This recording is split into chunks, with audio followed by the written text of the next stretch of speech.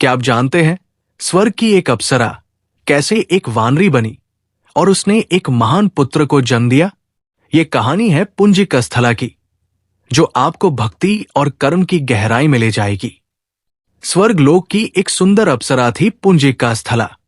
वो अपनी अद्वितीय नृत्य कला, मधुर वाणी और अपूर्व सौंदर्य के लिए देवताओं के बीच प्रसिद्ध थी। इंद्रसभा में जब भी कोई विशेष आयोजन होता, पुंजिकस्थला की प्रस्तुति से ही उसका शुभारंभ होता। परंतु उसके जीवन की एक कहानी बहुत ही अद्भुत और रोचक है, जो उसे स्वर्ग से पृथ्वी तक ले आई। पुंजिकस्थला स्वभाव से अत्यंत चंचल और स्वतंत्र विचारों वाली थी। वो अक्सर अपने नृत्य और संगीत से इंद्रदेव को मोहित कर देती, किंतु उसकी यही चंचलता एक दिन उसकी परीक्षा बन गई। एक बार महर्षि अगस्त्य हिमालय के एकांत वन में तपस्या कर रहे थे। पुंजिकस्थला अपनी सखियों के साथ वहीं पास में नृत्य करती हुई पहुंची।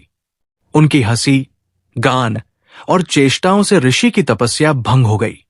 क्रोधित होकर महर्षि ने पुंजिकस्थला को श्राप दे दिया।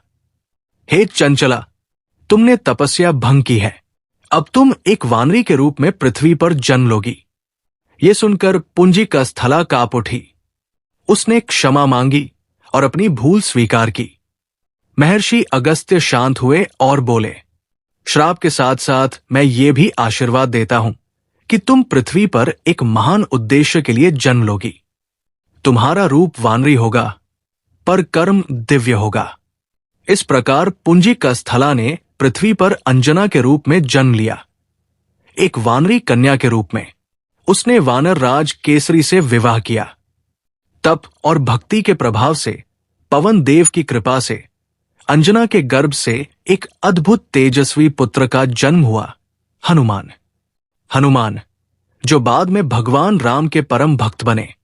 पुंजिकस्थला का यह रूपांतरण हमें यह सिखाता है कि स्वर्ग से गिरना पतन नहीं होता, यदि उद्देश्य दिव्य हो। अंजना बनकर उसने जिस पुत्र को जन्म दिया, उसने न केवल अपने कुल को गौरव दिया, बल्कि पूरे जगत को धर्म और भक्ति की राह दिखाई। इस अद्भुत कहानी से प्रेरणा लें, हनुमान चालीसा का पाठ करें। हमारे चैनल को सब्सक्राइब कीजिए, कमेंट में जय हनुमान लिखें और इस वीडियो को अपने दोस्तों और परिवार के साथ शेयर करें।